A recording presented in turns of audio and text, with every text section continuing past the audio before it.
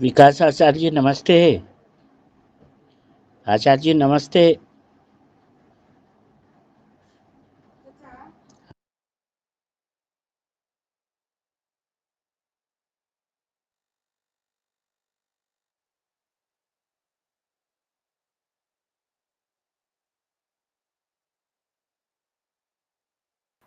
आचार्य जी, आपका mic mute है, आप एक बार अनम्यूट कर लीजिए। नमस्ते जी, मेरी आवाज आ रही है? हाँ आचार्य जी आ रही है, आवाज आ रही है। विकास जी नमस्ते। आपको देखकर प्रसन्नता हुई।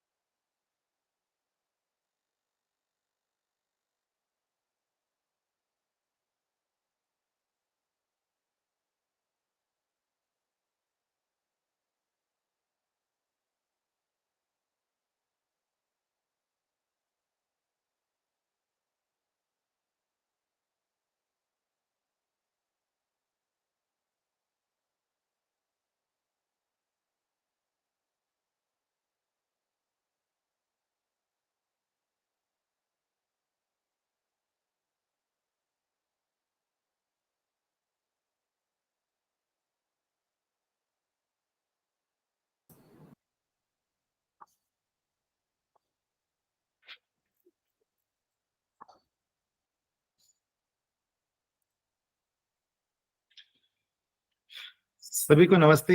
मेरी आवाज आ रही है क्या आप लोग को? जरा व्हाट्सएप ये मैसेज में करेंगे या फिर आप अपना। हाँ हाँ जी, आ रही है विकास जी, आपकी आवाज। मुझे किसी की आवाज नहीं आ रही है, कोई अनम्यूट करके। हाँ जी, आ रही है आपकी आवाज। जी आपकी आवाज आ रही है आचार्य जी। नमस्ते आचार्य जी, आपकी आवाज आ रही है जी।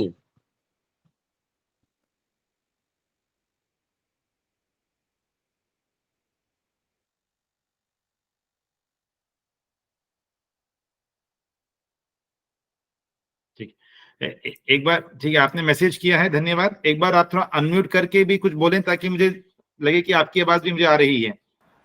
जी आपकी नमस्ते आवाज आर्य आ जी। रही है आचार्य जी। आचार्य जी आवाज आ रही है आपकी। आपको एक बार आप आवाज अनम्यूट करें और एक बार थोड़ा बोलें ताकि एक आइडिया लग जाए कि आपकी आवाज मुझे आ रही है या नहीं। हाँ जी नमस्ते विकास आचार्य जी, जी, आपकी आवाज सभी को आ रही है। आपकी आवाज आ रही है। विकास जी, आपकी ध्वनि सभी को आ रही है।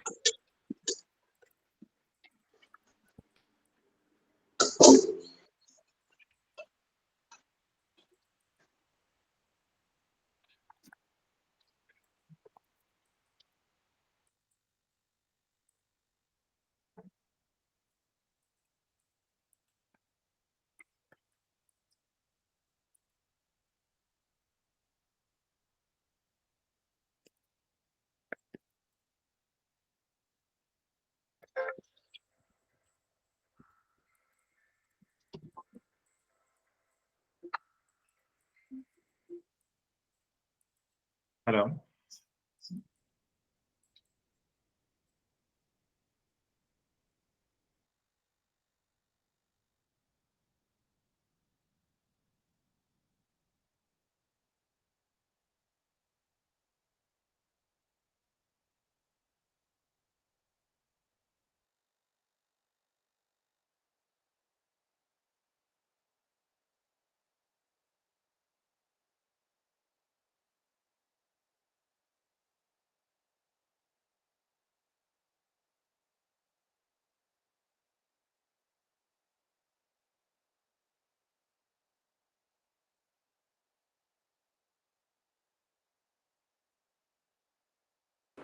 Hello hello.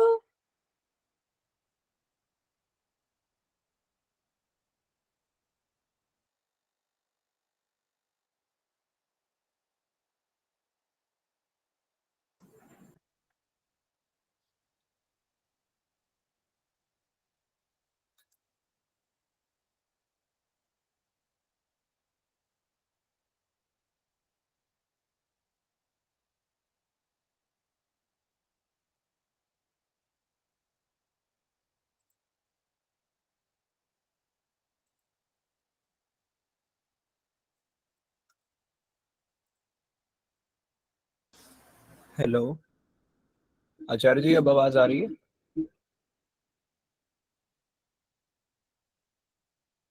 आचार्य जी, आपकी आवाज नहीं आ रही अभी।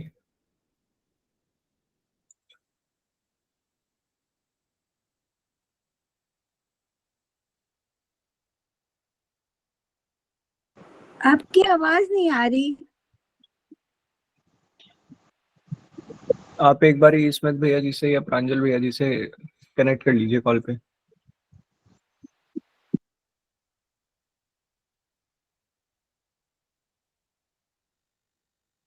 डिवाइस इशू हो सकता है।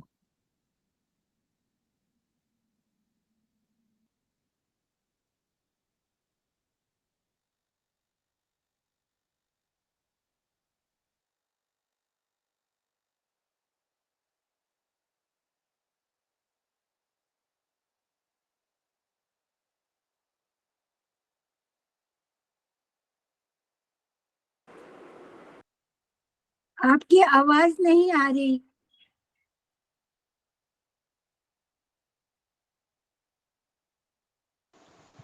आचार्य जी की डिवाइस में कुछ समस्या हो रही है। आचार्य जी दूसरे डिवाइस से भी वापस कनेक्ट होने वाले हैं।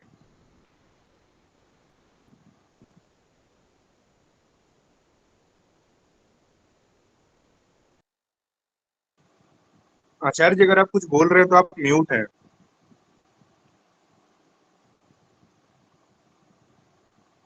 अभी भी आपकी आवाज नहीं आ रही है। आचार्य जी, आप एक बार अपने फोन से भी मीटिंग ज्वाइन कर लीजिए और वहां से अपना माइक ऑन कर लीजिए, तो वहां से आपकी आवाज आ जाएगी और यहाँ से आपकी वीडियो दिख जाएगी।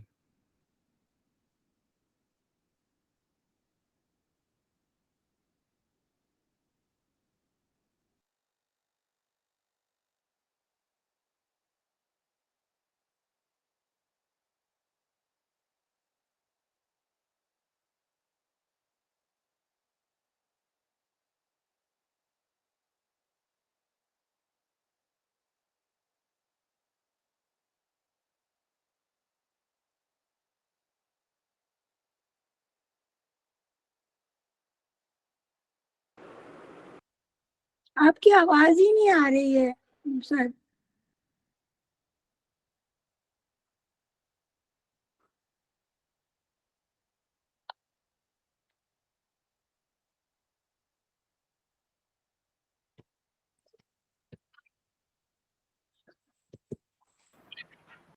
साउंड पर अभी कुछ इशू हो रहा है, इसको अभी सॉल्व करने के प्रयास चल रहा है,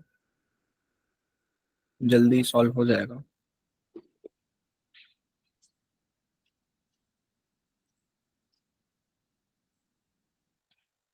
अभी मेरी आवाज आ रही है?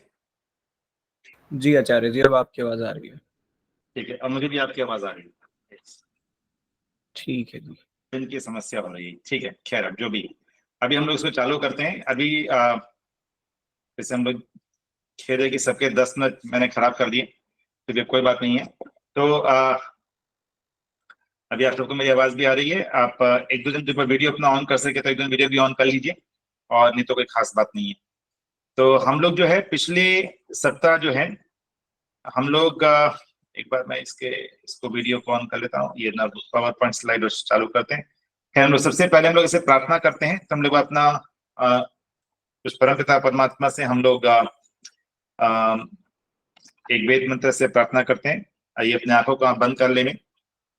ओम सहना भवतु सहनौ भुनक्तु सह वीर्यं करवावहै तेजस्विनावधीतमस्तु मा विद्विषावहै।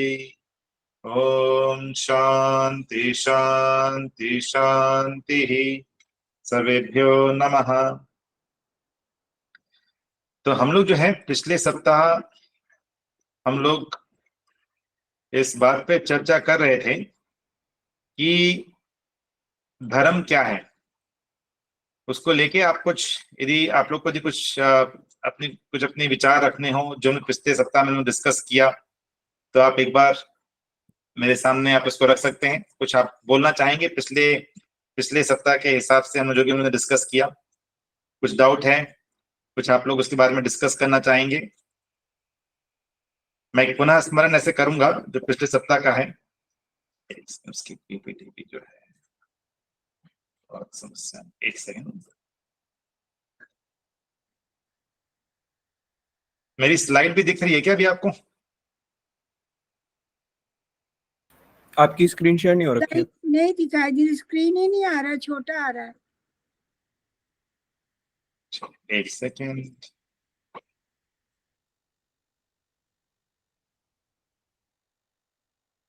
अभी दिखाई दे रही है? हाँ आचार्य जी बिल्कुल दिखाई दे रही है। ठीक, तो जो है हम लोग पिछले सप्ताह हम लोग ने इस पे विचार किया था कि मनुष्य इस धरती पर बहुत लंबे समय से रह रहे हैं और जो सिंधु घाटी सभ्यता है वो 5000 साल से ज्यादा पुरानी है, और ईसाई 2000 साल, इस्लाम 1500 साल, जैन 2500 साल। और हिंदू जो शब्द है वो वेद में, गीता में या अन्य प्राचीन ग्रंथ में कहीं भी नहीं मिलता है। और जो हिंदू शब्द है वो, और जो इंडिया में जो शब्द है वो सिंधु से हिंदू, हिंदू से इंडोस, इंडोस से इंडस और इंडस से इंडिया हुआ था। और फिर ये जो रिलीजन्स जो हैं उनके जन्म से पूर्व क्या था, तो हम लोग ने इस बात पे विचार किया कि उससे पहले जो है वेद जो है वो हमेशा से विद्यमान थे, और वेद जो है वो एक ऑपरेटिंग मैनुअल के रूप में है, एक नियमावली के रूप में है, और उसमें केवल मात्र ईश्वर की उपासना नहीं, अन्य कई विद्याएं उस वेद के अंदर उनका समावेश वेद के अंदर है, जैसे कि आयुर्विद्या है, धनुर्वेद है, अर्थ विद्या है, ऐसे कई विद्याएं उसके अंदर में है।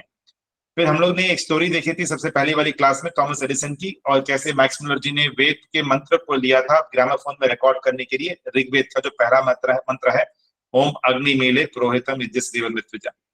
वेद का शाब्दिक अर्थ जो है वो हमने देखा था कि उसका शाब्दिक अर्थ है ज्ञान, और 4 वेद हैं, वो भी हम लोग ने डिस्कशन पहले क्लास में की थी। फिर हम लोग ने ये पिछले क्लास में विचार किया था कि यदि कुछ वेद में लिखा है केवल उसके लिए क्या उसको हम लोग को मान लेना चाहिए। और फिर मैंने आपके सामने इस बात को रखा था कि हम लोग जो है एविडेंस या फिर प्रमाण के रूप में हम लोग अपना पूरा जीवन चलता है, और 3 तरह के प्रमाण है, प्रत्यक्ष प्रमाण, अनुमान प्रमाण और शब्द प्रमाण। जो प्रत्यक्ष प्रमाण है वो 5 इंद्रिय जो ज्ञान इंद्रियां हैं, आंख है, नाक है, त्वचा है, तो कान है, तो हम लोग की जो 5 ज्ञान इंद्रियां हैं उससे हम लोग जो ज्ञान ग्रहण करते हैं वो प्रत्यक्ष प्रमाण है। एक अनुमान प्रमाण है, हमने एक सिंपल सा एग्जांपल लिया था, जैसे अग्नि है और धुआं है, तो अनुमान प्रमाण है। और शब्द प्रमाण जो विद्वान को या किसी भी सही किताब को पढ़ने से उन सबसे जो हमको ज्ञान होता है वो शब्द प्रमाण है। और तीनों ही प्रमाण की बहुत ज्यादा आवश्यकता हम लोग के पास रहती है। कौन सा प्रमाण बड़ा है इसका कोई वैसे मापतोल नहीं है, लेकिन अनुमान प्रमाण जो है वो हम लोग बहुत इंपॉर्टेंट प्रमाण है, क्योंकि हम लोग प्रत्यक्ष से कुछ देखते हैं, शब्द से कुछ सुनते हैं, तो हम लोग को क्या सही है क्या गलत है वो हम लोग को क्रिटिकल एनालिसिस थिंकिंग करनी पड़ती है, उसे विचार करना पड़ता है, और वही अनुमान प्रमाण होता है। फिर हम लोग ने ये देखा था कि हम विद्या कैसे प्राप्त करते हैं, तो हमें कोई सिखाता है, खुद से सीख नहीं पाते हैं, तो इसलिए गुरुओं का गुरु, हम लोग का गुरु, उनके गुरु, उनके गुरु, गुरुओं का गुरु जो है वो वेद है, और वेद का जो ज्ञान है वो ईश्वरीय ज्ञान है। जो 4 ऋषि हैं उन्होंने वेदों को उनकी कृति नहीं है, ये ईश्वरीय ज्ञान है, ऐसा हमने डिस्कस किया था, और इसीलिए वेद को अपौरुषेय कहा जाता है। जो विद्या है इसको हम लोग 2 भागों में विभाजित करते हैं, एक है पराविद्या और एक है अपराविद्या। पराविद्या जो कि सुख और शांति के लिए ईश्वर के बारे में आध्यात्मिक ज्ञान जो है वो पराविद्या में आती है, और अपनी जिंदगी चलाने के लिए कोई इंजीनियरिंग करता है, फिजिक्स पढ़ता है, मैथ्स पढ़ता है, साइंस पढ़ता है, इंग्लिश पढ़ता है, या कोई इलेक्ट्रिकल का काम सीखता है, वो सब जिंदगी चलाने के लिए है, वो अपराविद्या के रूप में आती है। तो अभी आप जो समय अपना दे रहे हैं और हम लोग जो सीखने का प्रयास कर रहे हैं वो सब पराविद्या में आता है, और हम लोग वैदिक धर्म को समझने का प्रयास कर रहे हैं। अब वेद जो हमें सलाह देते हैं मनुष्य को अनुसरण करने का, वो है, वेद कहता है कि धर्म का पालन करो। जो रिलीजन जो है, मजहब जो है, रिलीजन शब्द भी अपने आप में 200-250 साल पुराना शब्द है, तो बहुत पुराना शब्द रिलीजन नहीं है, ये लैटिन से आता है, एक रिलेटिवली रीसेंट शब्द है। लेकिन जो धर्म है, वो धर्म जो है वो सनातन है, वो शाश्वत है, वो पहले भी विद्यमान था, आज भी विद्यमान है, और आगे भी विद्यमान रहेगा। तो जैसे मैंने कहा कि धर्म और रिलीजन भिन्न है। रिलीजन एक विश्वास और पूजा की पद्धति है, ठीक है, तो क्रिश्चियन अलग तरीके से पूजा करते हैं, मुस्लिम अलग तरीके से अपनी पूजा करते हैं, ठीक है। हिंदुओं में भी अलग अलग मतांतर हैं, वो अपने अलग अलग तरीके से, कोई विष्णु को मानता है, कोई शिव जी को मानता है, किसी किसी में आस्था है, किसी किसी मंदिर में आस्था है, किसी किसी मंदिर में आस्था है। तो ये एक विश्वास और पूजा की पद्धति है। लेकिन जो धर्म है वो है जो आप अपने भले के लिए करते हैं और अपनी रक्षा के लिए भी आप उसका पालन करते हैं। इसीलिए कहते हैं धर्मो रक्षति रक्षिता। ठीक है, आपने सुना भी होगा कि धर्म की भी रक्षा करते हैं तो आपकी भी रक्षा स्वयं रूप से हो जाती है। और इसी धर्म के लिए ऐसा भी कहते हैं कि धारयति इति धर्म, जो धारण करने योग्य है वही आपका धर्म है।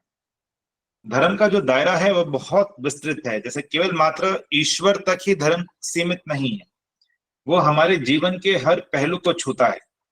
जैसे मैंने आपसे लास्ट टाइम भी जिक्र किया था कि धर्म तो हर चीज का धर्म होता है। जैसे पानी का भी धर्म है जल शीतल रहना, अग्नि का धर्म है कि वो हीट पैदा करता है या अपने ताप पैदा करता है। तो धर्म जो है वो हर वस्तु का भी धर्म होता है, मनुष्य का भी धर्म है। जैसे आप स्लाइड पे देख सकते हैं, एक उदाहरण लेते हैं, जो भोजन से पूर्व हाथ धोना, ये भी अपने आप में धर्म का एक छोटा सा स्वरूप है। और इससे ये बात भी क्लियर होती है, जैसे हमने कहा धर्मो रक्षति रक्षिता, जो मैंने पहले आपके सामने डिस्कस किया। तो अब यदि आप इसको सोचें और आप इस एक छोटे से उदाहरण को लें कि भोजन से पूर्व यदि हाथ धोते हैं तो वो धर्म कैसे हुआ? क्योंकि यदि आप हाथ नहीं धोएंगे, आप यदि स्वच्छता नहीं रखेंगे तो क्या होगा? बीमारियां फैलेंगी, और बीमारियां फैलेंगी तो आपको नुकसान होगा। और यदि आप स्वच्छता रखते हैं, हाथ धोते रहते हैं, ये एक छोटा सा उदाहरण है केवल, तो उससे आपकी रक्षा स्वयमेव होगी। तो इसलिए कहते हैं धर्मो रक्षति रक्षिता। तो जैसा मैंने कहा कि धर्म जो है केवल मात्र ईश्वर तक धर्म सीमित नहीं है। धर्म हम लोग के जीवन के हर पहलू को, धर्म जो है वो उसमें उसकी एक एप्लीकेबिलिटी है, उसकी एक मर्यादा है उसके अंदर। तो हम लोग को इस बात को ध्यान रखना है कि धर्म और रिलीजन ये दो अलग चीज हैं। और हम लोग इस कोर्स में हम लोग वैदिक धर्म को समझने का प्रयास कर रहे हैं। तो यदि आप धर्म को जो है एक इंग्लिश का शब्द सोचते हैं तो आप स्पिरिचुअलिटी देख सकते हैं। आज कई जन ऐसा बोलते हैं कि मैं रिलीजन को फॉलो नहीं करता, मैं स्पिरिचुअल हूं। तो वो धर्म जो है उसको आप आध्यात्मिकता या आप उसको स्पिरिचुअलिटी के रूप में आप उसको, इंग्लिश का शब्द आपको देखना हो तो धर्म, आध्यात्मिकता, स्पिरिचुअलिटी, ये इसका एक ओवरऑल स्वरूप जो है उसको हम लोग ऐसे समझ सकते हैं। रिलीजन से ये अलग है। रिलीजन जैसा हमने देखा था वो तो केवल मात्र कोई 1500 साल, 2000 साल, 500 साल, सिखिज्म, जैनिज्म, बुद्धिज्म 2500 साल, बस केवल इतने ही पुराने हैं। उससे पहले ये शब्द ही नहीं थे। इस्लाम शब्द नहीं था, क्रिश्चियन शब्द नहीं था, बुद्धिस्ट शब्द नहीं था, जैन शब्द नहीं था। ठीक है, तो ये सब शब्द तो अभी हम लोग जब अपने जीवन को देखते हैं समझते हैं कि जीवन छोटा सा जीवन, हम लोग 80 साल, 70, 80, 90 साल का जीवन है। लेकिन यदि आप पूरे दृष्टिकोण से, उस दृष्टिकोण से देखें तो समय बहुत लंबा होता है। और उसमें उस दृष्टिकोण से जो रिलीजन जो है ये सारे बहुत नए से हैं। तो हम लोग को इस दृष्टिकोण से इस चीज को समझना है कि धर्म जो है, इसीलिए इसको सनातन धर्म है। तो सनातन मतलब पहले भी था, आज भी है और आगे भी रहेगा। धर्म के उदाहरण जैसा मैंने समझ रखा, हाथ धोना भी धर्म है, खाना खिलाना, सेवा करना वो भी धर्म के अंतर्गत आ जाता है। किसी एक नेत्रहीन को रोड क्रॉस करवाना वो भी धर्म के अंदर आ जाता है। एक बालक अपनी पढ़ाई ठीक से करता है, ईमानदारी से करता है, तो वो भी धर्म के अंतर्गत आ जाता है। तो धर्म जो है, ये सारे जो आप केसेस दे सकते हैं, सभी चीज अपने अपने आप में धर्म के अंतर्गत आती है। रिलीजन का शायद इसमें एप्लीकेशन नहीं है। और अब जैसा आप देखेंगे कि चाहे किसी भी रिलीजन को बिलोंग करते हो या हिंदुइज्म में भी आप कुछ भी फॉलो करते हो, लेकिन ये सभी के लिए एप्लीकेबल है। तो जैसा मैंने कहा कि वैदिक धर्म जो है ये अपने सभी रिलीजन के पहले से विद्यमान रहा है। अब जो एक प्रश्न पैदा होता है कि ये जो, मैं 2 मिनट के लिए बाद स्क्रीन को शेयर स्टॉप कर रहा हूं ताकि लोग थोड़ा सा डिस्कशन करते हैं, फिर मैं वापस स्क्रीन शेयर कर लूंगा। तो अभी एक प्रश्न होता है कि जो धर्म जो है उसको हम लोग वैदिक धर्म मतलब क्या, इसको कोई बताना चाहेंगे कि वैदिक धर्म यदि किसी को समझना हो तो किस चीज के बारे में चर्चा की जाए, कैसे वैदिक धर्म को समझा जाए? यदि आपको किसी को समझाना हो वैदिक धर्म तो आप कैसे इसको समझाएंगे कि वैदिक धर्म क्या है? यदि कुछ अपना अनम्यूट करके कुछ बताना चाहेंगे या फिर चैट के ऊपर, यदि आपको समझाना हो वैदिक धर्म तो आप कैसे किसी को समझाएंगे कि वैदिक धर्म क्या है? बुद्धि और तर्क के आधार पर। बुद्धि और तर्क के आधार पर, ठीक है। बुद्धि और तर्क के आधार पर क्या समझाएंगे आप उसमें, मतलब कैसे आप हाँ जी। जैसे अभी आपने उदाहरण दिया था कि पानी का धर्म होता शीतलता, अग्नि का धर्म होता उष्णता, तो हाँ उसी जी। प्रकार हम वैदिक धर्म के बारे में बताएंगे कि भाई वैदिक धर्म में विशुद्ध रूप से उसमें सत्यता है, ईमानदारी है, कर्तव्य निष्ठता है, उसमें कहीं उसमें प्राणी मात्र का कल्याण छिपा हुआ है, समस्त ब्रह्मांड का कल्याण छिपा हुआ है। उसके उदाहरण देंगे, उदाहरण के आधार पर हम उनको समझाएंगे। समझ रहा हूँ, नहीं ठीक है, वो एक आपका जवाब ऐसे ठीक है। पर मैं इसको थोड़ा सा, यदि हम लोग इसको एक स्ट्रक्चर देना चाहें, इसको वैदिक धर्म को यदि हम लोग एक समझना चाहें तो हम लोग को कुछ स्पेसिफिक विषयों को ठीक से समझना होगा। उसमें से तीन मुख्य विषय हैं। जैसे एक तो है पंच महायज्ञ, आपने सुना होगा पंच महायज्ञ के बारे में, थोड़ा बहुत आइडिया होगा। हाँ जी सर। तो एक तो है पंच महायज्ञ को समझना आवश्यक है। तो पंच महायज्ञ में कितने कितने यज्ञ हैं, कितने यज्ञ हैं पंच पंच महायज्ञ? महायज्ञ में 5 यज्ञ हैं। 5। पहला ब्रह्म यज्ञ, दूसरा देव यज्ञ, तीसरा पितृ यज्ञ, चौथा बलि वैष्णदेव यज्ञ और 5वां अतिथि यज्ञ। एकदम सही।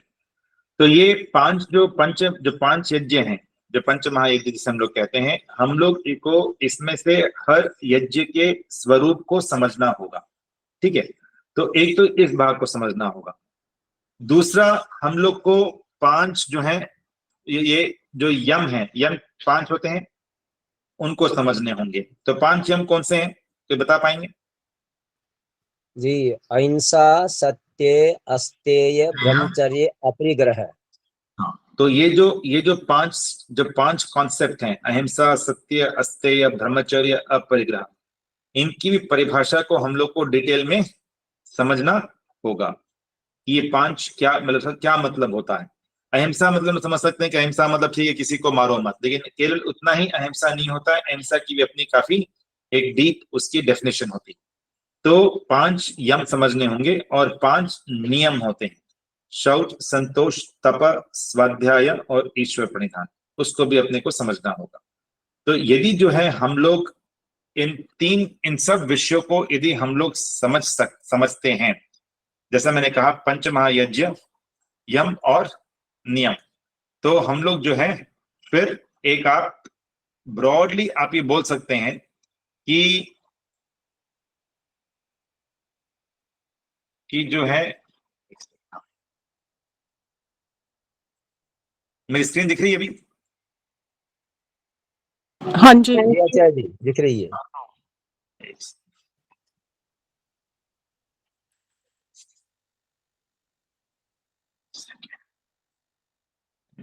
मैं उसको पेज डाउन, अभी तो हो रहा था, एक सेकंड, अभी शायद नहीं दिख रही होगी आपको, एक मैं फिर से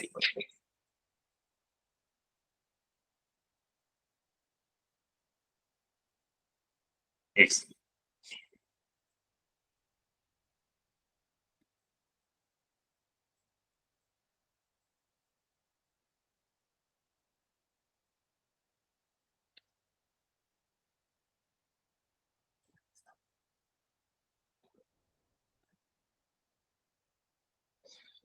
तो ये जो है, ये पंच महायज्ञ, यम और नियम, इसको हम लोग को समझना होगा वैदिक धर्म को समझने के लिए।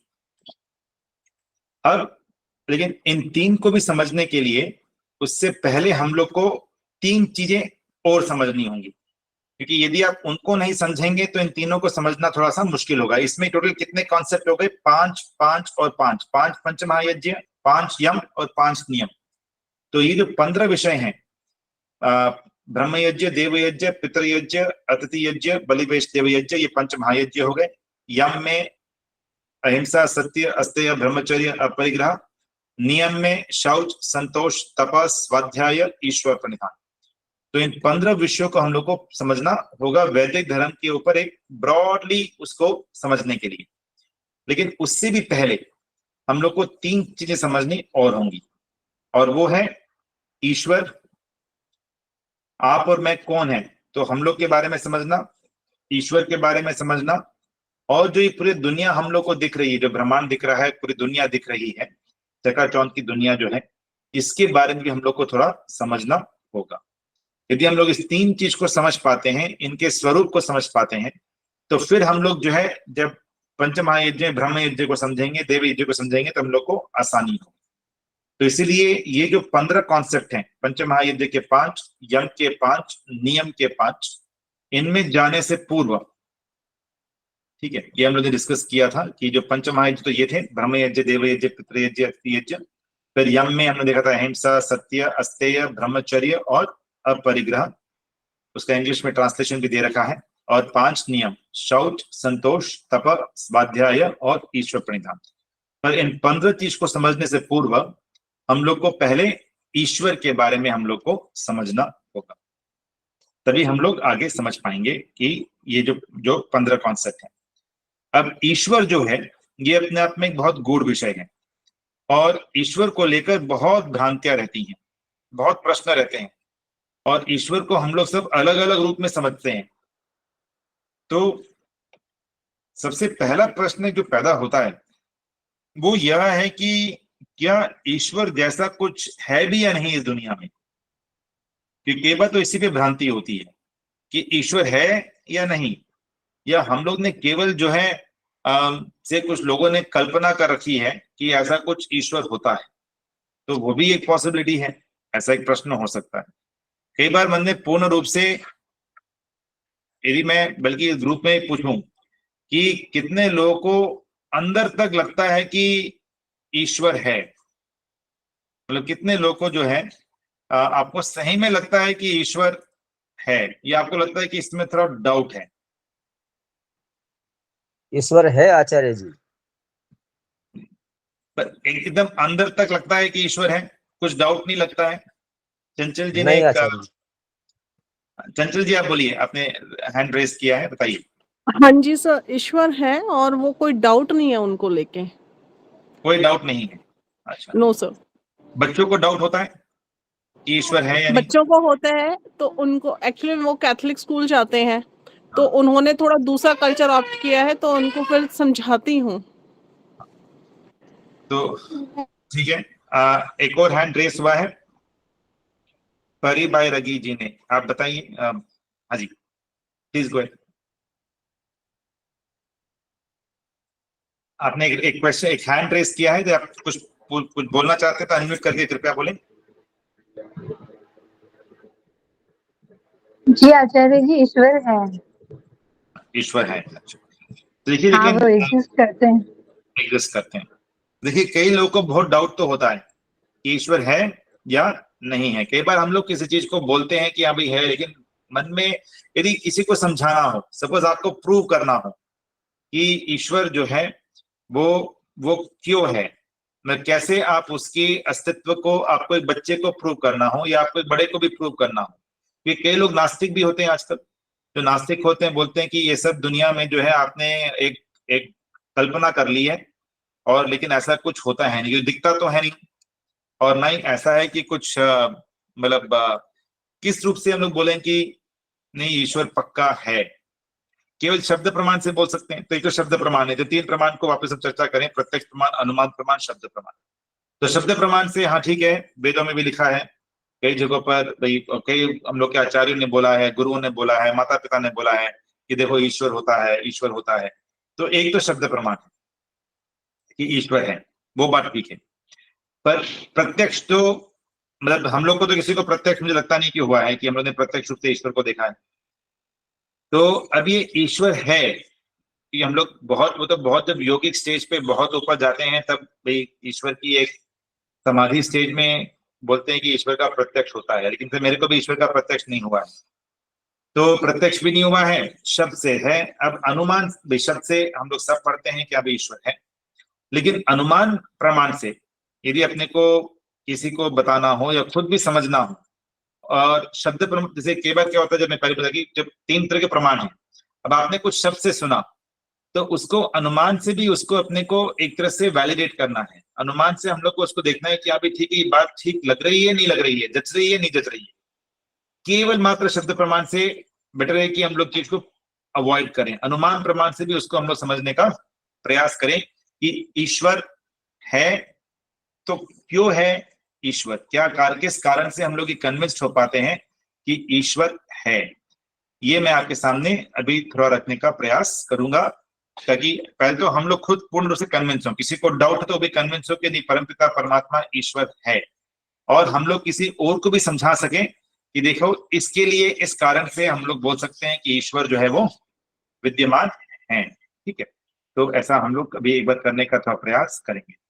तो जैसा मैंने कहा कि ईश्वर के बारे में संशय प्रश्न जरूर रहते हैं, क्या ईश्वर जैसा कोई है। अब एक सबसे बड़ा प्रश्न होता है कि ये जो सृष्टि को किसने बनाया, एक प्रश्न है अपने आप में। और आगे थोड़ा बढ़ते हैं, फिर हम लोग इस पे और चर्चा करेंगे। आप अपने स्क्रीन पे भी क्या देख पाते हैं, क्या क्या देख रहे हैं अपने स्क्रीन पे? कोई भी अनम्यूट करके बताएं। स्क्रीन पे कुछ नहीं आ रहा सर। इस पे आपने काफी चीजें जिससे ब्रह्म के बारे में, देव के, पितरा के ये बताया है। एक क्वेश्चनिंग, एक बच्चा है जिसके माइंड में क्वेश्चन चल रहे हैं।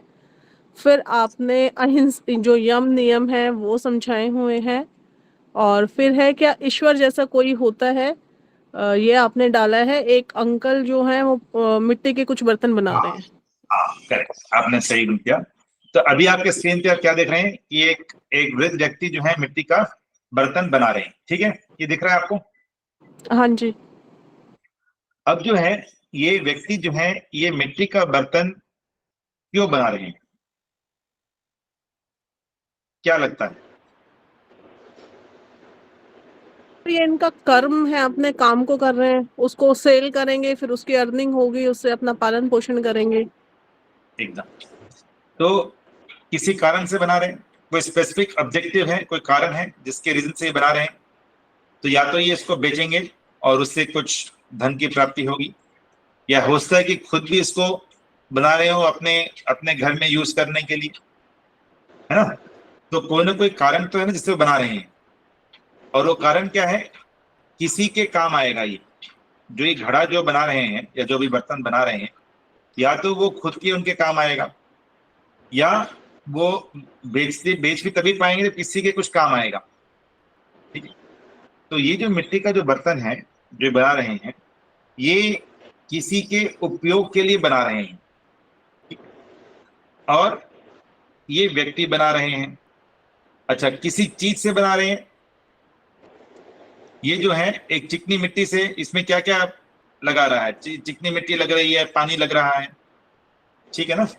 तो आप एक कुम्हार को देख पा रहे हैं, और वो कुम्हार जो है वो चिकनी मिट्टी से ये घड़ा बना रहा है ताकि इसका कोई प्रयोग कर सके।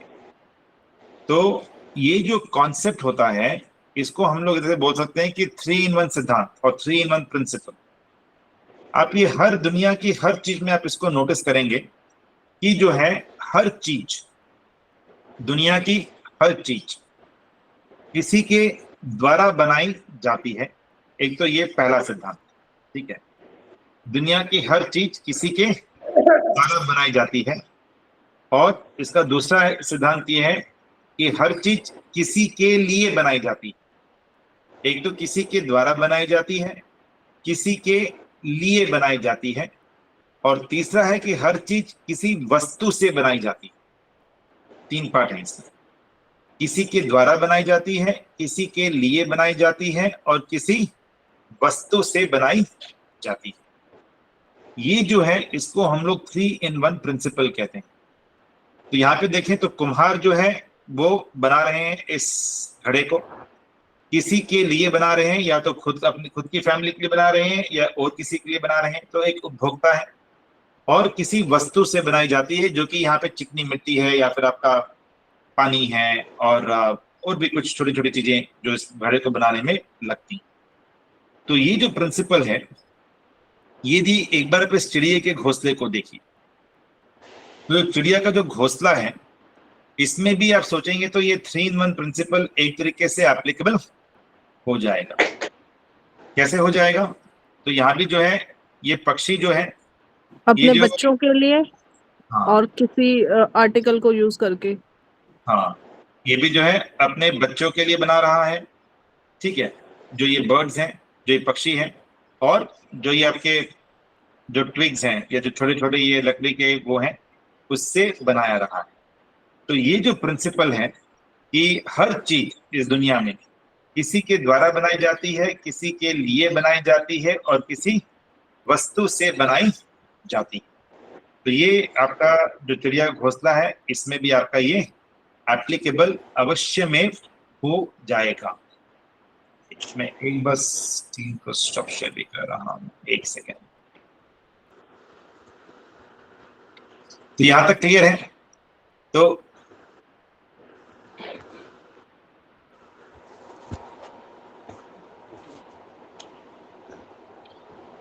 इसमें आपको कुछ डाउट है अभी तक? इस 3-in-1 प्रिंसिपल आपको लगता है कि हर जगह एप्लीकेबल है, कुछ लगता है कि कुछ जगह पे एप्लीकेबल नहीं है? आप दुनिया में अभी आप जिस डिवाइस से जुड़े हैं वो डिवाइस भी किसी, आप चाहे फोन से जुड़े हैं तो डिवाइस भी किसी ने बनाया है।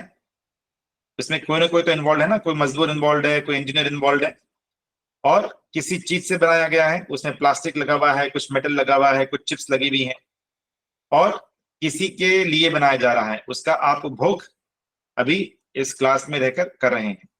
एक सिंपल सी मेज यदि है, एक छोटी सी टेबल है, तो वो टेबल भी जो है वो जो बनी हुई है सिंपल सी टेबल, उसमें कोई कॉम्प्लिकेशन नहीं है, लेकिन वो टेबल जो खाट ये वुड की टेबल है वो भी किसी के द्वारा बनाई जा रही है, किसी के लिए बनाई जा रही है, और किसी वस्तु से उस टेबल का निर्माण हो रहा है। उसमें आपका वुड लग रहा है, गम लग रहा है, और बाकी चीजें लग रही हैं। ठीक है, अब जो है यदि ये जो इतना बड़ा ब्रह्मांड जो है जिसकी कि हम लोग अभी चर्चा कर रहे थे, वो अब ये प्रश्न एक पैदा होता है कि ये जो ब्रह्मांड जो है ये, इसमें क्या ये 3-in-1 प्रिंसिपल लागू होगा या नहीं? ये अपने आप में एक बड़ा प्रश्न होता है, क्योंकि कई लोग क्या बोलते हैं कि जी ये तो बिग बैंग थियरी से, जो हम लोग, ये बिग बैंग थियरी सुना होगा आप लोग ने, बोलते हैं ना कि बिग बैंग थियरी से जी ये तो सब बन गया है। ठीक है, लेकिन आपको ये सब बिग बैंग थियरी से भी अपने आप सारे स्टार्स आ गए, और वो जो ये एक एक्सप्लोजन हुआ और उससे सारे ग्रह बन गए, और इसमें ईश्वर का क्या काम? ऐसा कई बार साइंटिस्ट जो है इस बात को हम लोग के सामने रखते हैं। ठीक है, लेकिन हम लोग को, मैं एक बार आपके सामने कुछ तथ्य भी और पेश कर देता हूं कि एक बार के लिए चलिए आप ऐसा सोचिए कि आप ये सारे ग्रह, नक्षत्र, सूरज, चंद्रमा, ये ठीक है बहुत साल पहले बन गए थे, वो साइंटिस्ट बोलते हैं गैलेक्सी से बन गए, तो ठीक है, एक बार के लिए उस बात को हम लोग ने इग्नोर कर दिया, मान लिया एक बार के लिए। लेकिन जो है हर इस दुनिया में मनुष्य की आबादी कितनी है? करीब 700 से 800 करोड़ लोग हैं। कितने लोगों का डेली जन्म होता है? कितने बच्चे का जन्म होता है डेली?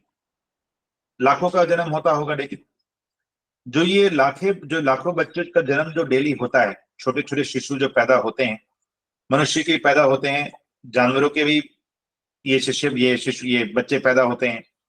इतने जो बच्चे पैदा होते हैं, ये जो शरीर है हम लोग का, जो कि मतलब ये तो शरीर तो अभी बना ना, ये तो कोई 10,000 साल या जो भी पहले जैसे ग्रह, नक्षत्र, सूरज बने, वो तो ये तो शरीर तो हर दिन हम लोग बच्चे को देखते हैं, बच्चे पैदा होते हैं। हाँ, 9 महीने में बना है, लेकिन पिछले ही 9 महीने में ये शरीर बना है, उससे पहले तो शरीर था नहीं। पिछले 9 महीने में माँ के गर्भ में शरीर बना, और 9 महीने के बाद ये शरीर दुनिया में हम लोग को दिखता है। ये जो शरीर जो है ये तो अभी बना है, और ये जो शरीर है ये कितना कॉम्प्लेक्स है, कितना हम लोग एक मेज जो है, एक सिंपल सी मेज भी अपने आप नहीं आ सकती। वो मेज या टेबल भी किसी ने बनाया है, किसी के लिए बनाया है और किसी चीज से बनाया है। जब एक सिंपल सी टेबल भी अपने आप नहीं आ सकती है, उसके बारे में आप कन्विंस्ड हैं, पूर्ण रूप से आपको उसमें कहीं कोई संशय नहीं है, तो ये जो इस प्रकार का जो शरीर है, ये शरीर जो है, ये आप इस बात को मानेंगे कि ये माँ या पिता ने नहीं बनाया है। माँ या पिता ने क्यों नहीं बनाया है? कि माँ को तो पहले अंत तक ये भी मालूम नहीं होता है कि लड़का है या लड़की है, ठीक है। और माँ को ये शरीर के अंदर जो जो यंत्र लगे हुए हैं, आप पिक्चर में भी देख सकते हैं, जो जो यंत्र लगे हुए हैं, वो तो माँ को उसके बारे में कुछ मालूम नहीं है, ठीक है। ये कितनी बड़ी बड़ी पाइप हैं, तो हम लोग शरीर को समझें तो हम लोग के जो नस, सारे जो नस नाड़ी जो जो हम लोग के शरीर में है, यदि हम लोग उसको मापें, उसकी लेंथ निकालें, तो वो 1,00,000 किलोमीटर लंबी है। 1,00,000 किलोमीटर। आप एक इसका अंदाजा सोचिए। इसका मतलब जो है, आप पृथ्वी के चारों ओर लगभग 2.5 बार जाके आ सकते हैं। पृथ्वी का यदि एक चक्कर लगाते हैं ना, तो वो 40,000 किलोमीटर पड़ता है। तो यदि आप जो है, आप भारतवर्ष से आप अपनी यात्रा चालू करें और आप जो है पूरा आप एक यहाँ से अपना, आप ऑस्ट्रेलिया से, यहाँ से आप पूर्व दिशा में जाते हुए जापान, ऑस्ट्रेलिया, फिर वापस आप उधर में आप वापस करके यदि भारतवर्ष आएंगे, तो आपको 40,000 किलोमीटर का सफर है ये। और हम लोग जो नस नाड़ी है वो 1,00,000 किलोमीटर लंबी है, ठीक है। और ऐसे लाखों बच्चे डेली पैदा हो रहे हैं, ठीक है। तो हम लोग का जो हम लोग का ये ब्रेन है, ठीक है, वो केवल 1.5 किलो का है। 1 किलो 400 ग्राम का ब्रेन होता है, और उसमें 100 अरब न्यूरॉन्स होते हैं। मतलब कोशिकाएं और न्यूरॉन्स जो है 100 अरब होते हैं। मतलब आप इस बात से, मैं क्यों आपके सामने जो तथ्य पेश कर रहा हूँ कि ये जो शरीर, हम लोग ये तो समझते हैं शरीर में बहुत कॉम्प्लेक्स है एक्सेट्रा, लेकिन एक बार ये सब जो आंकड़े हैं, इससे एक अंदाजा होता है व्यक्ति को कि ये शरीर कितना कॉम्प्लिकेटेड है, ठीक है।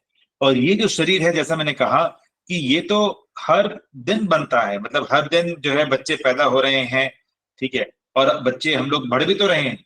बच्चा पैदा होता है, छोटा सा होता है, हर दिन उसमें ग्रोथ है, उसकी बोन्स बढ़ रही हैं, उसकी ये जो आपकी सारी नस नाड़ियां हैं वो बढ़ रही हैं, उनकी लेंथ इंक्रीज हो रही है, बोन्स डेवलप हो रहे हैं, ब्रेन डेवलप हो रहा है।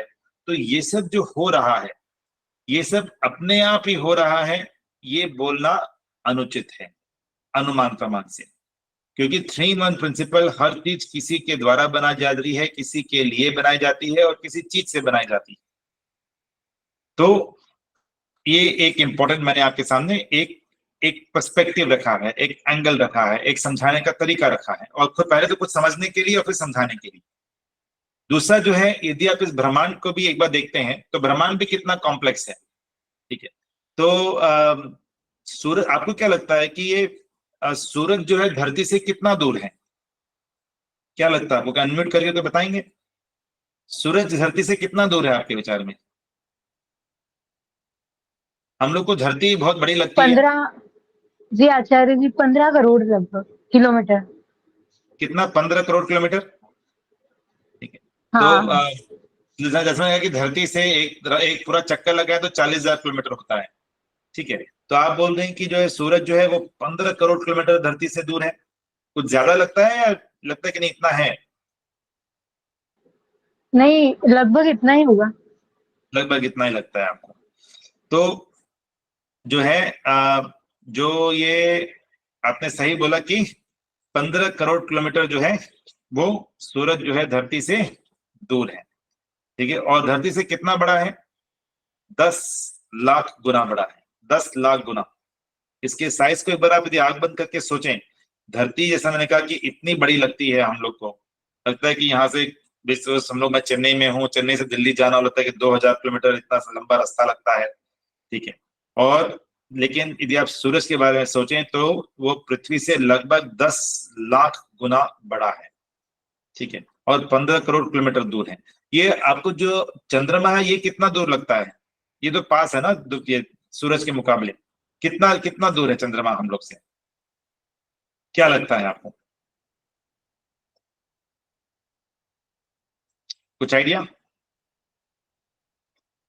तो चंद्रमा जो है करीब करीब 4 लाख किलोमीटर दूर है। तो सूरज से तो बहुत पास पड़ता है चंद्रमा।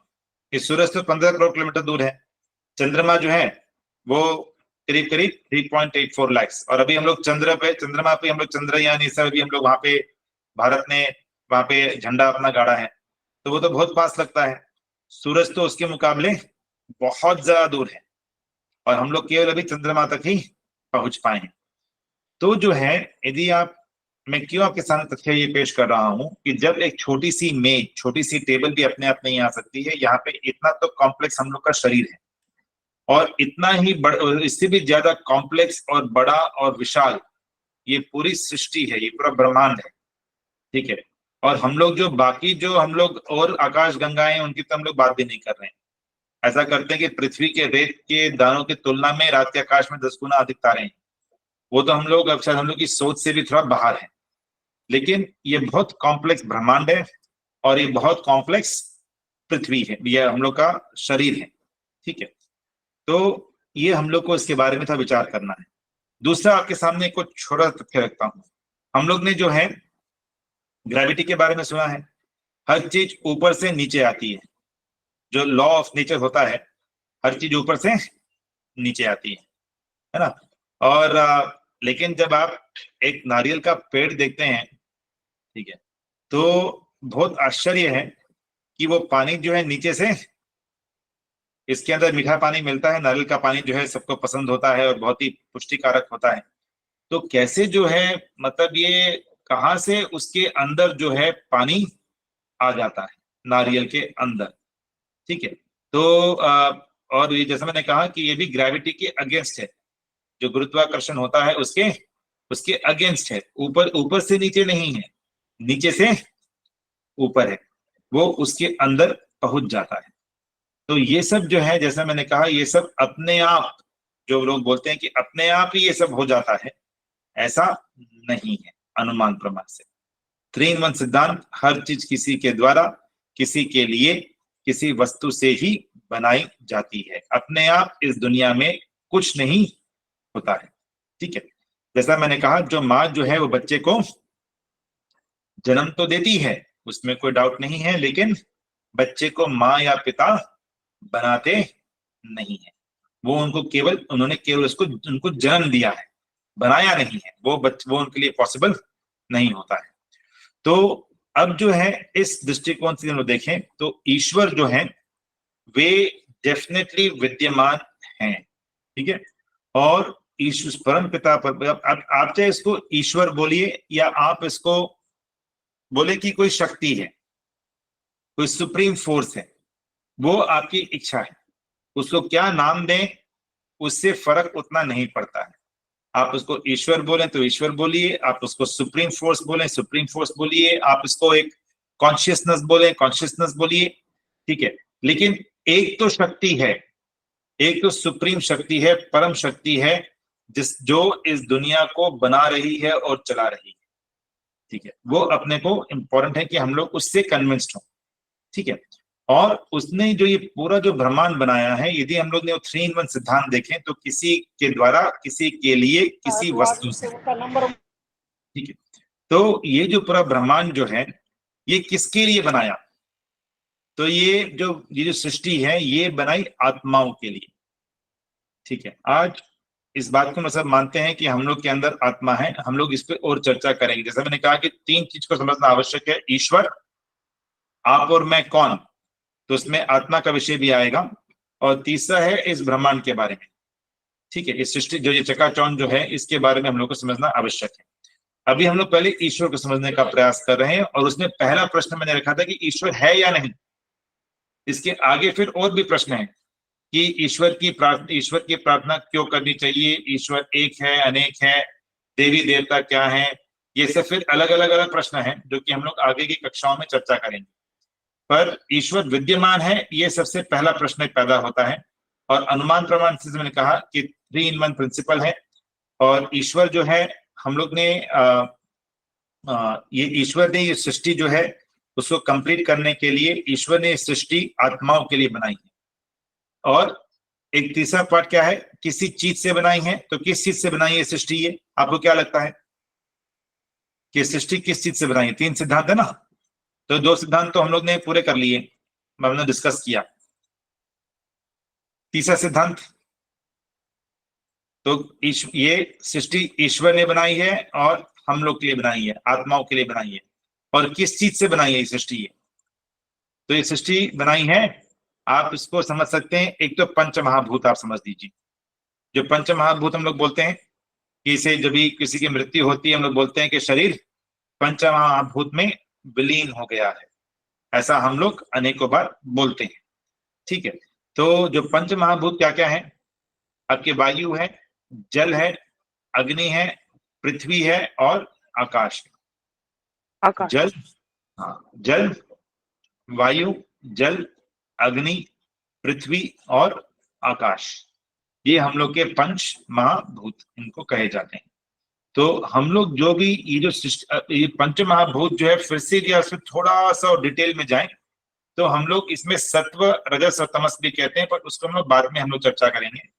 अभी के लिए हम लोग इतना समझते हैं कि ये जो सृष्टि है ये ईश्वर ने बनाई है, हम आत्माओं के लिए बनाई है, और ये जो पूरा जो बनाया है ये पंच महाभूत से बनाया है, जो कि वायु, जल, अग्नि, पृथ्वी, आकाश।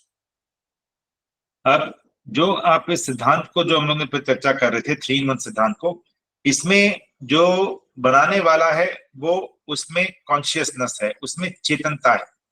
हम लोग ने वो देखा था, कुम्हार जो है घड़े को बना रहा है, जब कुम्हार घड़े को जो बना रहा है तो कुम्हार में कॉन्शियसनेस है, चेतनता है, किसी के लिए बना रहा है। तो जो उपभोक्ता है उसमें भी चेतनता है, उसमें भी कॉन्शियसनेस है, और किसी चीज से बना रहा है। तो जो मिट्टी है, घड़े की जो मिट्टी है, उसमें कॉन्शियसनेस नहीं है, उसमें चेतनता नहीं होती है। ठीक है, तो वो जो पदार्थ, वो पदार्थ है, ठीक है, उसमें चेतनता नहीं है। तो वैसे ही अब हम लोग जब इसको देखा तो ईश्वर जो परम पिता परमात्मा है, ईश्वर के अंदर भी चेतनता है, कॉन्शियसनेस है, आत्माओं के अंदर भी चेतनता है, कॉन्शियसनेस है। लेकिन जो एक पंच महाभूत है, वायु, जल, पृथ्वी, अग्नि, आकाश, इसमें चेतनता या कॉन्शियसनेस नहीं होती। ठीक है, ये एक कॉन्सेप्ट है जिसको कि हम लोग आगे और समझने का प्रयास करेंगे। आज के लिए मैं यहाँ पे वो विराम दूंगा ताकि आप और कुछ प्रश्नों को हम लोग ले सकते हैं, ताकि ये जो कॉन्सेप्ट है, जो मुख्यतः हमने देखा कि एक तो धर्म क्या है, धर्म के हम 3 भेद देखे, पंच महायज्ञ, यम और नियम। फिर हम लोग ने देखा कि ये जो पंच महायज्ञ 5 कॉन्सेप्ट है, यम में 5 है, नियम 5 है। इन 15 को समझने से पूर्व हम लोग ने ऐसा विचार किया कि पहले हम लोग को ईश्वर के बारे में समझना है, आप और मैं कौन है उसके बारे में समझना है, और उस सृष्टि के बारे में समझना है। और फिर हम लोग जो है पहले ईश्वर के बारे में हम लोग समझने का प्रयास किया, और उसमें हमने पहले ये समझने का प्रयास किया कि ईश्वर है या नहीं। उसको हमने कहा कि शब्द प्रमाण से समझ में आता है कि ईश्वर है, लेकिन अनुमान प्रमाण से कैसे इसको हम लोग समझें, उसका मैंने आपके सामने एक दृष्टिकोण रखा है। तभी आपके इसमें कुछ प्रश्न हो, या आप और कोई अनुमान प्रमाण से आप यदि ईश्वर की सिद्धि आप कर सकते हैं तो आप जरूर करने का, आप मुझे जरूर आप अनम्यूट करके आप हम सभी को बताएं, ताकि हम लोग भी उसको, आपके दृष्टिकोण को समझ सकें कि ईश्वर क्यों है, इसको कैसे सिद्ध करें।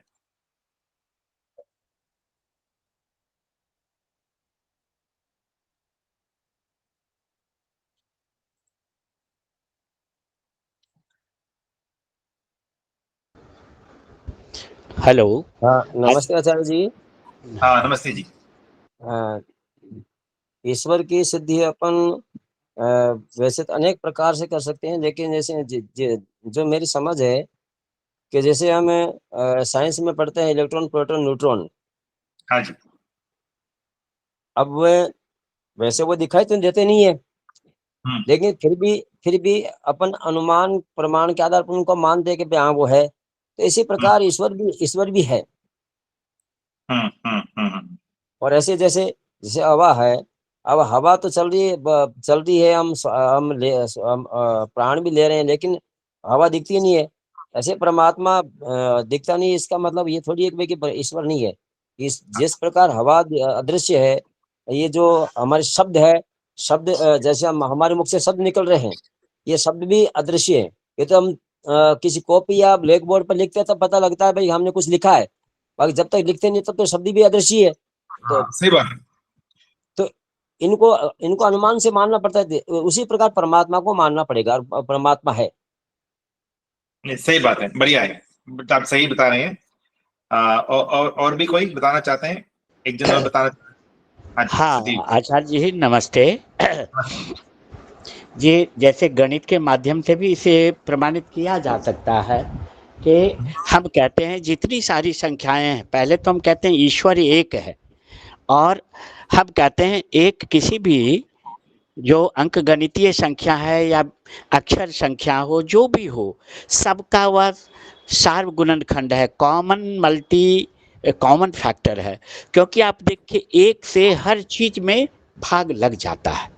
तो इसलिए मैं बच्चों को कई बार बताता रहता हूँ, जब बच्चे कहते हैं, कुछ बच्चे होते हैं जो नास्तिक प्रकृति के होते हैं, तो उनको कहता हूँ बेटा मैं मैथमेटिक्स से आपको प्रूव करूँगा कि ईश्वर एक ही है। क्यों? क्योंकि आप कोई भी संख्या देखो उसमें एक से भाग लगता है, और एक से अगर भाग लग गया इसका मतलब उस एक का ही सारे हम अंश हैं। इस तरह से हम ईश्वर को क्या कंसेप्ट को समझाते हैं। जी बढ़िया जी, बढ़िया, अच्छा दृष्टिकोण है आपका। जी हाँ जी, जी, आर्या जी, सारिया जी, आप कुछ बोलना चाहते हैं? जरूर जी। नमस्ते जी।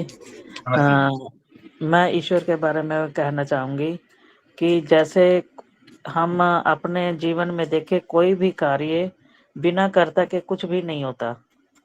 तो इस सृष्टि को देखें, नदी पहाड़ों को देखें और प्रकृति के एक एक नज़ारे को देखें, अपने शरीर में रक्त बहते हुए को देखें, हड्डियां देखें, अंदर हमारी पाचन शक्ति है वो कैसे हो रही है, ये सब कौन करने वाला है?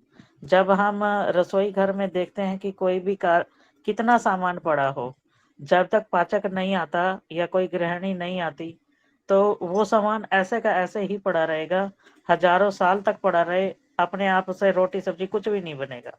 तो ऐसे ही ये सृष्टि है, इसको देखकर तो ये अनुमान लगाना ही पड़ेगा कि अपने आप से कुछ भी कभी भी नहीं हो सकता। तो अवश्य ही कोई ना कोई सत्ता तो है जो ये सब कर रही है। तो वो सत्ता कौन है? ईश्वर के अलावा और तो कोई नजर नहीं आता कि कोई और सत्ता हो सकती है, क्योंकि ये मनुष्य के हाथ में नहीं, या और बाकी जो योनियां हैं वो मनुष्य से नीचे है स्तर की है। सबसे उत्तम स्तर तो मनुष्य का ही है। जब मनुष्य भी एक किसी के शरीर में रक्त संचार नहीं कर सकता, हड्डियां बढ़ा नहीं सकता, और अंदर शरीर में जो पाचन शक्ति है वो अपने आप दूसरा कोई भी उसको कर नहीं सकता कि कुछ खाया तो उसको पचा के दिखाए। जब ये सब कुछ नहीं हो सकता तो कोई ना कोई तो सत्ता है। वो सत्ता कौन? ईश्वर, और कुछ नहीं, और तो कोई नजर नहीं आता। इससे सिद्ध होता है कि ईश्वर है। वो जो सत्ता है उसका नाम हम ईश्वर कहें, प्रभु कहें, परमात्मा कहें, कुछ भी कहें, वो सत्ता वही ईश्वर ही है। जी सही बात माता जी, आपने एकदम सही है। और यही हम लोग ने आज के डिस्कस किया। हमने उसको 3-1 प्रिंसिपल करके, 3 सिद्धांत करके हमने उसको समझाने का प्रयास किया। मेरा आपसे अनुरोध है कि आज जो है आप कोशिश करें कि अगले 1-2-3 दिन में आप 1-2 अपने जो आपके घर में कोई बच्चे हैं या और कोई हैं तो उनके साथ में आप इस विषय पे कि ईश्वर है या नहीं, इसको आप थोड़ा उनसे चर्चा एक बार करें। और जो आपने कक्षा में हम लोग जिस प्रकार से इसको जैसे 3-1 सिद्धांत को देखा, और जैसा भी आप लोग ने, माता जी ने और आप लोग राम प्रसाद जी ने, सतीश जी ने भी अपने विचार रखे, तो आप उसको एक ध्यान में रखते हुए अपने तरफ से 1-2 जन से आप इस पर चर्चा करें। क्योंकि उससे क्या होता है कि जो विद्या होती है वो हम लोग सुनते हैं, तो जब हम लोग उसके बारे में थोड़ा और मनन करते हैं और डिस्कशन करते हैं किसी के साथ में, तो हम लोग की विद्या जो है और परिपक्व, हम लोग को सबसे पहले फायदा होता है और दूसरे व्यक्ति को भी एक दृष्टिकोण मिलता है। तो आप इसको, मेरा अनुरोध रहेगा कि आप एक असाइनमेंट के रूप में इसको प्रयास करें कि आज कल में, परसों में अपने घर की किसी सदस्य के साथ में ईश्वर है या नहीं, और उनका भी कुछ तर्क यदि ऐसा आता है जिससे कि आपको जवाब देना मुश्किल लगता है, तो आप जो है कक्षा में आप इसको रख सकते हैं। तो हम लोग इस पर विचार कर सकते हैं ताकि हम लोग को लगे कि कहाँ पे कैसे हम लोग इस पे वार्तालाप भी कर सकते हैं और इस विषय में अपने दृष्टिकोण को रख सकते हैं। और लेकिन उससे पहले हम लोग का अपना दृष्टिकोण, मतलब हम लोग अपने पूर्ण रूप से कन्विंस्ड रहे कि ईश्वर विद्यमान है। ठीक है, हम लोग आज की कक्षा को आज यहाँ विराम देंगे। अभी 6 बज गए हैं और कल कोशिश करेंगे कि आईटी का इशू ज्यादा ना आए और हम लोग सही समय पे कक्षा को कल भी रखेंगे 5 बजे। तो कल मिलते हैं। आप सभी का धन्यवाद और कल मिलेंगे। नमस्ते। धन्यवाद गुरुजी। बहुत बहुत धन्यवाद आचार्य जी, सादर नमस्ते। नमस्ते। धन्यवाद। धन्यवाद।